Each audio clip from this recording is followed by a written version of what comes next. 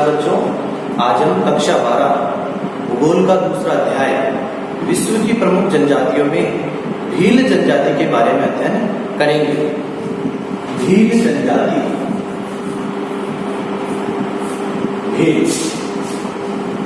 भील एक आदिम जनजाति है। भील शब्द की उत्पत्ति द्राविडियन भाषा। भील शब्द की उत्पत्ति द्राविडियन भाषा के भीलू शब्द से हुई है।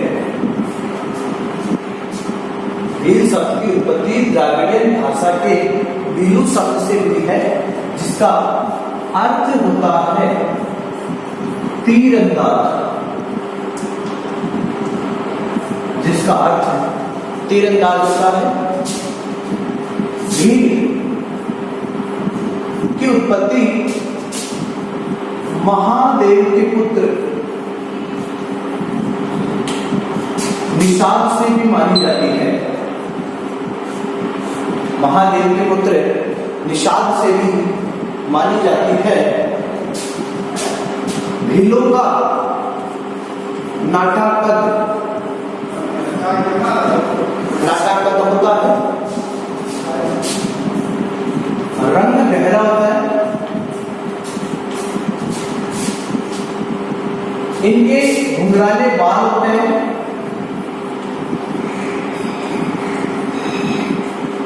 घुंघराले बाल होते हैं और ये परिश्रमी होते हैं। परिश्रमी और कठोर होते हैं। ये इनकी कुछ चारित्रिक विशेषताएं हैं। और भील का शरीर सुगठित व सुडौल होता है।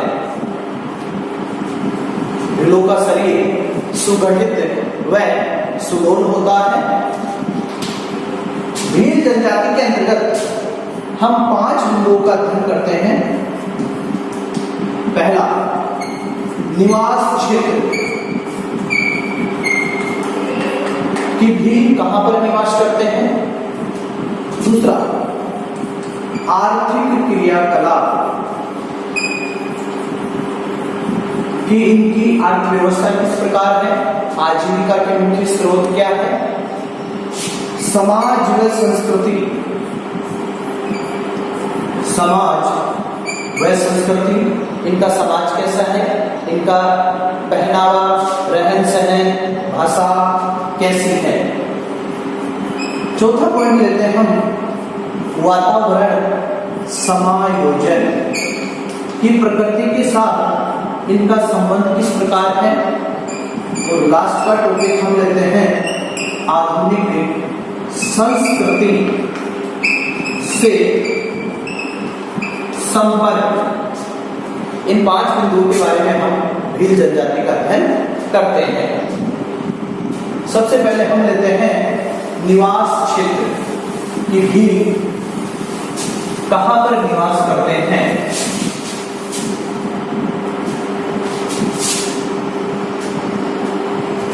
निवास क्षेत्र देखिए, मैं भारत के संदर्भ में आपको बताऊं, यहां पर एक पर्वत है जिसका नाम है अरावली, जो कि दिल्ली से लेकर राजस्थान होते हुए गुजरात तक जाता है। ये एक और पर्वत है जिसका नाम है विंध्याचल। विंध्याचल। और इसके नीचे एक और पर्वत है जिसका नाम है सतपुड़ा। तो भारत में 3 प्रमुख पर्वत श्रेणियां हैं, अरावली, विंध्याचल और सतपुड़ा। इन्हीं तीनों पर्वत श्रेणियों के क्षेत्र में भील जनजाति निवास करती है। तो भील जनजाति का निवास क्षेत्र हो गया अरावली पर्वत, विंध्याचल पर्वत और सतपुड़ा पर्वत। सतपुड़ा पर्वत श्रेणियां। अगर हम राज्य की बात करें कि कौन कौन से राज्यों में है भारत में भील जनजाति, तो राजस्थान, मध्य प्रदेश,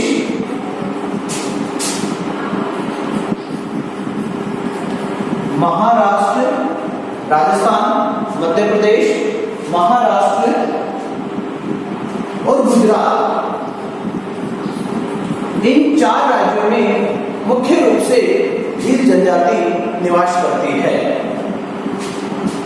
अगर राजस्थान के संदर्भ में इनकी बात की जाए कि राजस्थान के कौन कौन से जिलों में निवास करते हैं, तो दक्षिणी राजस्थान में निवास करते हैं। दक्षिणी राजस्थान के कुछ जिले हैं जैसे डूंगरपुर, बांसवाड़ा, उदयपुर और चित्तौड़गढ़। ये 4 प्रमुख जिले हैं जिनमें राजस्थान में भील जनजाति निवास करती है। डूंगरपुर और बांसवाड़ा में ये सर्वाधिक निवास करती है भील जनजाति, इनका निवास क्षेत्र है। इसके बाद में हम अध्ययन करेंगे इनके आर्थिक क्रियाकलाप के अंतर्गत कि इनकी अर्थव्यवस्था किस प्रकार है, आजीविका के साधन क्या क्या है, व्यवसाय कौन कौन से करते हैं। तो दूसरा बिंदु हम लेते हैं आर्थिक क्रियाकलाप। आर्थिक क्रियाकलाप, इनकी आजीविका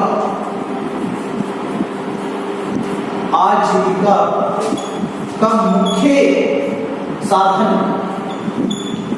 क्या क्या है, जैसे आखेट है, खाद्य संग्रहण है, पशुपालन है, कृषि है। ये मुख्य रूप से इनकी आजीविका के साधन है। आखेट, खाद्य संग्रह, पशुपालन, कृषि आदि तरीके से करते हैं, पुराने औजारों से करते हैं। इन सब के आधार पर ये अपना जीवन यापन करते हैं। आखेट के अंतर्गत, आखेट का मतलब होगा शिकार करना। अब शिकार किनका करेंगे? जंगली पशुओं का शिकार करेंगे, जंगली पशुओं का शिकार करेंगे। अब शिकार किस उपकरण से करते हैं? अब शिकार के लिए ये 2-3 उपकरणों का उपयोग करते हैं। तीर कमान है, भाला है, धनुष बाण है। तीर कमान है, भाला है, धनुष बाण है। ये धनुष बाण 2 प्रकार का होता है। एक का नाम है हरियो, एक है रोगदो। हरियो और रोगदो 2 प्रकार के धनुष बाण हैं जिनके आधार पर ये जंगली पशुओं का शिकार करते हैं। एक फंदा होता है, फंदा विशेष प्रकार का फंदा होता है जो पशुओं को पकड़ने के लिए या जाल में फंसाने के लिए, पशुओं को जाल में फंसाने के लिए फंदे का उपयोग करते हैं और उस फंदे को कहते हैं फटकिया। तो फटकिया क्या है? भील जनजाति द्वारा पशुओं को जाल में फंसाने के प्रयोग में लिया गया उपकरण फटकिया कहलाता है। धनुष बाण शिकार के लिए उपयोग किया जाता है। 2 प्रकार का होता है, एक हरियो है, एक रोगदो है। भाला जिससे शिकार करते हैं, तीर कमान जिससे ये शिकार करते हैं। इनके पश्चात भोजन। भील जनजाति का मुख्य भोजन मक्का है। मक्का को ये विशेष रूप से खाते हैं। मक्का के साथ साथ ये उत्सवों पर कुछ विशेष प्रकार के पकवान बनाते हैं, जैसे चावल जिन्हें चोखा भी कहा जाता है, मक्का हमेशा काम में लेते हैं। विशेष अवसरों पर चावल या चोखा बनाया जाता है। और कई बार उत्सव होता है, उत्सव में चावल या चोखा के साथ साथ ये राबड़ी भी बनाते हैं। राबड़ी के साथ साथ ये लापसी भी बनाते हैं। लापसी, तो लापसी, राबड़ी, चावल और चोखा ये विशेष उत्सव में बनाते हैं। और मक्का इनका मुख्य भोजन है। मक्का के अलावा ये मदिरा का भी सेवन करते हैं। मदिरा सेवन, मदिरा अर्थात शराब का सेवन करते हैं। लेकिन ये जिस शराब का सेवन करते हैं वो प्राकृतिक शराब होती है, यानी महुआ से मदिरा बनाते हैं, शराब बनाते हैं, खुद ही बनाते हैं और उसका सेवन करते हैं। इनके वस्त्र, भील जनजाति के वस्त्र, पुरुष और स्त्रियां साधारण वस्त्र पहनते हैं, लेकिन पुरुष मुख्य रूप से साफा, धोती और कमीज यही पहनते हैं। पुरुष में साफा है, धोती है, कमीज है, ये पहनते हैं। जबकि इनकी स्त्रियां, भील जनजाति की स्त्रियां घाघरा, लुगड़ी और कांचली ये विशेष रूप से पहनती हैं। साधारण इनकी वेशभूषा है। भोजन मक्का है। आखिर जंगली पशुओं का करते हैं। निवास गृह, निवास यानी इनके घर कैसे होते हैं। भील जनजाति के घर मिट्टी, भील जनजाति के घर मिट्टी या खपरे या पत्थर के बने होते हैं। विशेष रूप से मिट्टी और खपरे के बने होते हैं इनके घर। ये छोटे गांव में, छोटे समूह में रहते हैं। जो छोटे गांव होते हैं भील जनजाति के छोटे गांव, वो हला कहलाते हैं। हला, भील जनजाति के छोटे गांव हला कहलाते हैं। और बड़े गांव, भील जनजाति के बड़े गांव पाल कहलाते हैं। पाल, छोटे गांव हला कहलाते हैं, बड़े गांव पाल कहलाते हैं। ये इनका आर्थिक क्रियाकलाप है भील जनजाति का। और जो पाल का मुखिया है,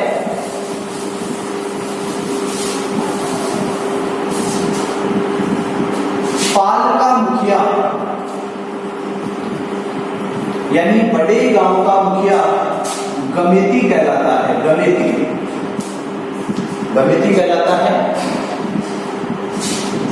इनका रणघोष,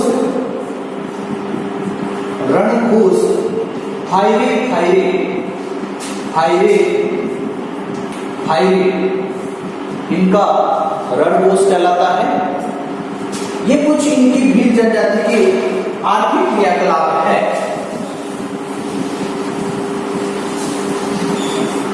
इसके बाद हम बात करते हैं खाद्य संग्रहण की। खाद्य संग्रहण यानी जंगलों से, पहाड़ों से कंदमूल, फल-फूल, पत्तियां इकट्ठा करना, जो काम स्त्रियां भी करती हैं। पशुपालन, वर्तमान में पशुपालन भी करने लगे हैं, जिनसे इनकी आजीविका के जो साधन है वो बढ़ने लगे हैं। कृषि, कृषि 80% भी कृषि करने लगे हैं। 80% भी कृषि करते हैं। और ये जो कृषि करते हैं वो आदिम प्रकार की कृषि करते हैं। आदिम कृषि, आदिम कृषि का अर्थ है कि परंपरागत तरीके से, पुराने औजारों से आदिम जनजातियों द्वारा जो कृषि की जाती है वो आदिम कृषि कहलाती है। आदिम कृषि में पुराने औजार होते हैं, पुराने औजार, और ये जंगलों में की जाती है, जंगलों में की जाती है। इसी कृषि को हम कृषि भी बोलते हैं, स्थानांतरणशील, जो स्थान बदल बदल कर कृषि की जाती है तो स्थानांतरणशील कृषि भी कहते हैं आदिम कृषि को। और इसी स्थानांतरणशील कृषि को भारत में झूमिंग कहा जाता है। स्थानांतरणशील कृषि को भारत में झूमिंग कृषि भी कहा जाता है। तो ये जो भील जनजाति द्वारा झूमिंग, स्थानांतरणशील या आदिम कृषि की जाती है, इस कृषि को दो भागों में विभाजित किया जाता है। अगर ये मैदानी क्षेत्रों में करे, अगर भील मैदानी क्षेत्रों में अगर ये कृषि करे तो इसे दजिया कहा जाता है, दजिया। और अगर पहाड़ी क्षेत्रों में करे तो चिमाता कहा जाता है। तो दजिया और चिमाता क्या है? ये भीलों द्वारा झूमिंग कृषि के दो रूप हैं। मैदानी क्षेत्रों में दजिया, पहाड़ी क्षेत्रों में चिमाता के नाम से जाना जाता है। इसके बाद हम अध्ययन करेंगे इनकी समाज और संस्कृति का, कि भील जनजाति का समाज कैसा है, इनकी संस्कृति कैसी है। समाज व संस्कृति, समाज व संस्कृति। समाज में पितृसत्तात्मक इनका परिवार होता है, यानी परिवार का मुखिया पिता होता है। बहुपत्नी प्रथा यानी भील एक से अधिक पत्नियां भी रख सकता है। परिवार का मुखिया पिता होता है, एक से अधिक पत्नियां रखी जा सकती हैं। और वर पक्ष द्वारा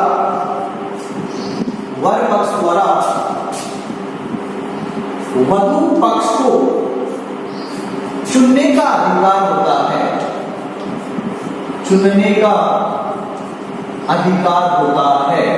यानी वर पक्ष वधू पक्ष को चुनते हैं, लेकिन चुनने के लिए कन्या का मूल्य देना पड़ता है, जिसे हम दहेज भी बोल सकते हैं। कन्या का मूल्य देना पड़ता है और इस कन्या के मूल्य को दापा कहा जाता है। तो दापा क्या है? भील जनजाति में वर पक्ष द्वारा वधू पक्ष को जो कन्या का मूल्य दिया जाता है उसे हम दापा के नाम से जाना जाता है। इसके अलावा वधू को अगर चुने, वधु को चुने, कहीं सामाजिक समारोह होते हैं, उत्सव होते हैं, वहां पर किसी भी लड़की को अगर चुना जाए तो ऐसी जो प्रथा है उसको गोल गाधेड़ो के नाम से जाना जाता है। गोल गाधेड़ो। तो गोल गाधेड़ो क्या है? गोल गाधेड़ो भी विवाह की प्रथा है जो भील जनजाति में पाई जाती है। इनके प्रमुख नृत्य, भील जनजाति के प्रमुख नृत्य गेर है, घूमर है, जो विभिन्न सांस्कृतिक सामाजिक कार्यक्रम होते हैं इनमें भीलों के गेर, घूमर आदि नृत्य किए जाते हैं। इसके पश्चात राजस्थान में सोम, माही, जाखम, ये तीन नदियां हैं। सोम है, माई है, जाखम है। इन तीनों के संगम पर एक मेला लगता है बेणेश्वर धाम है। राजस्थान में सोम, माई, जाखम पर बेणेश्वर धाम है। वहां पर त्रिवेणी संगम पर एक मेला लगता है जो भीलों का प्रसिद्ध मेला है, बेणेश्वर धाम। सोम, माई, जाखम राजस्थान में मेला लगता है। रणघोष इनका फायरे है। समस्त पाल का मुखिया गमेती कहलाता है। इनका जो समाज है वो एक दूसरे का सहयोग भी करता है। इसके पश्चात हम देखेंगे वातावरण समायोजन, कि वातावरण के साथ ये किस प्रकार समायोजित होते हैं। अगला बिंदु है अपना वातावरण समायोजन।